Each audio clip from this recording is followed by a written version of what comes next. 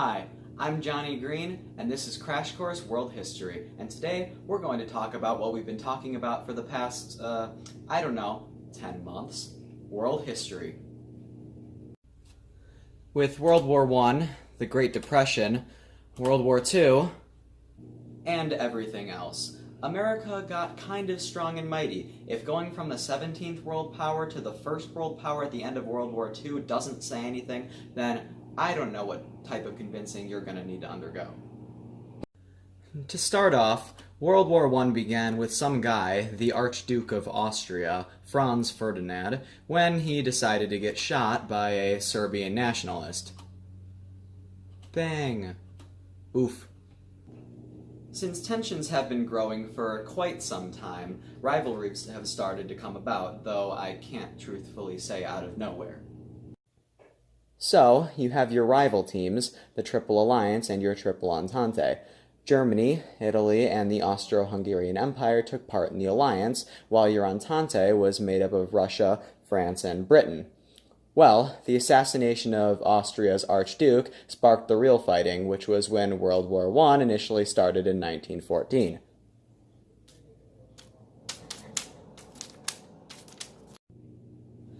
Let's just keep it at, don't be the guy that happens to start World War I. I'm looking at you, Savannah and Chloe. Contributing to the war was not only a strong sense of nationalism, but industrialized militarism. All the great powers were doing pretty peachy in the military sense, except for Britain. Basically, they were all developing this big, great old war plan that would end up creating a big old war. Some might even call it great. Everybody was fighting until other countries started getting annoyed. By 1917, the US declared war on Germany, though most civilians remained neutral. Nations like Canada, China, France, and Japan, as well as numerous others, joined the war against the Triple Entente as well. After a long while of fighting, things sort of fizzled out when Germany called it quits on November 11, 1918. The Treaty of Versailles was signed on June 28, 1919, when Germany and the Allied nations formally decided to end the war. Afterwards, everyone just kind of pointed a finger at Germany, saying that it was their fault that the war was even a thing in the first place. Even though we had a brisk 11 years or so of peace and quiet, another problem erupted from out of nowhere, even though it seemed to have been brewing for quite some time. The Great Depression. Johnny, it's time for the secret compartment. Oh, it's time for the secret compartment. Well, let's see what's in here now. Haha. Ooh. It's $1. They sure didn't have a lot of these babies back then. Poor people. And now, an open letter to the world. Not only did your stock markets crash, but so did over 9,000 of your banks. Your people were taxed extremely high tariffs, and also the Dust Bowl happened? Seriously, world. And you wonder why the Great Depression happened. I think that whole war thing had something to do with it. But, I don't know. Beats me. Sincerely, Johnny Green. FDR came up with the New Deal, which was a buffer to try to help with expenses. Spoiler alert, it didn't end up working out. Now, not only are people all around the world rooting through the trash for food, trying to get people to lend them a nickel in exchange to get their shoes shined, but tensions have been building up for the past 20 years, and the world's bones are really just aching to start another war. Thus, World War II begins. So, ever heard of this guy named Hitler? Germany, feisty and ready to win for once, is sadly mistaken. After this whole World War I thing, Germany is kind of upset. Not only have they lost land, money, but they lost respect, or what little they had. I would say Germany as a whole kind of had this whole Napoleon complex thing going on, but that's for a different unit. Nations are still not having it when it comes to having to coexist. So Britain declares war on Germany on September 3rd, 1939, right when the Great Depression ends, and really kicks up when Germany invades Poland out of the blue. Poor Poland. How many times has it been invaded now? Like 15? I honestly lost count at 3. The US entered the war far earlier than the last in comparison because, like a lot of the others, they were all sick and tired of the constant fighting. During this war, you have yourself the Axis powers and the Allies. Germany, Italy, and Japan are the Axis powers, and a lot of the nations from before, Great Britain, France, the US, China, and the Soviet Union, are part of the Allied forces. America entered the war when the bombing of Pearl Harbor occurred on December 7, 1941. During World War II, a lot of incidents dealing with genocide came to be as well. As we are constantly reminded, the Holocaust was back when millions of Jews were persecuted. During the Holocaust, gypsies, the elderly, the homosexuals, and the handicapped were also executed. These acts will always be remembered in infamy. Anne Frank is always used as an example when it comes to the persecution of Jews, for example. Along with Hitler's homicidal rage, other nations like Italy and China have made the same mistakes, as well as others. As the war continued for years and years, Russia had reached Berlin, the capital of Germany, leading up to the death of Hitler. After that, Germany surrendered on May 17, 1945. Not once, but twice, had Germany lost the World War.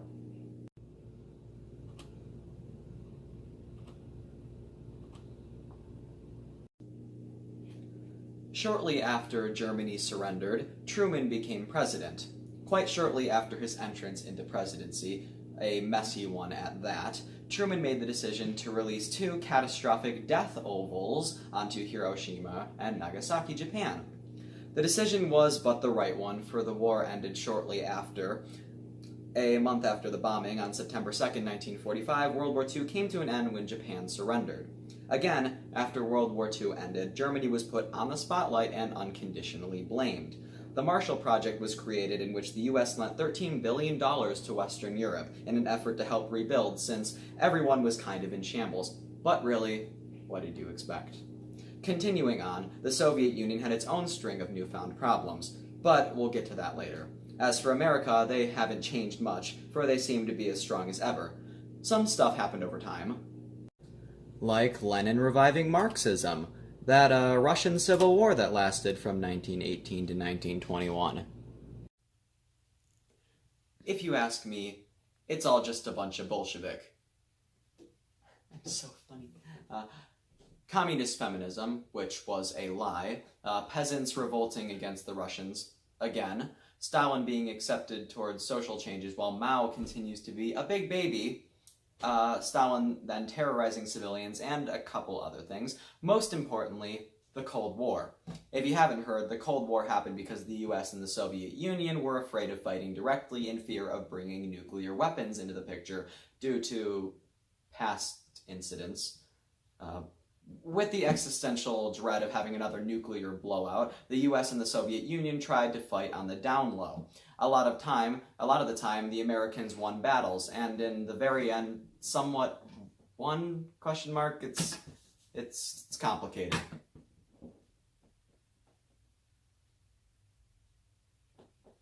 Yeah. With this troubling time came the Korean and Vietnam War. To make it short and sweet, no one really won the Korean War, and we kind of lost the Vietnam one. From the end of World War II to the end of the Cold War, the Iron Curtain was a metaphorical divide between Eastern and Western Europe to show other people that they were okay. Fun fact, they were not okay. To add on, America had been killing the game culturally and economically as of recent. The nationalists are still beating a dead horse, and hey, the USSR morphs into Russia along with a couple others in 1991. So remember communism? Well, it pulls a hole Here's Johnny on the world in the 19th century socialism. And then in 1917, there's this revolution thing that happens in Russia, which just kind of happened suddenly. So that's kind of cool. The USSR was the only communist country for 25 years straight, until China is all like, I want in on that action. Mao Zedong was the Joseph Stalin of China. It was all dandy, and then the communist countries decided to pioneer women's liberation. Meanwhile, Europe was becoming the Cold War's first arena. Also, there was major Cold War era conflict in Afghanistan.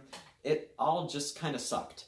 Eventually, though, the communist era had rapidly and peacefully ended between the 70s and early 90s. By 2000, the communist world had shrunk considerably. Also, the United States was the superpower of the West between 1945 and 1975.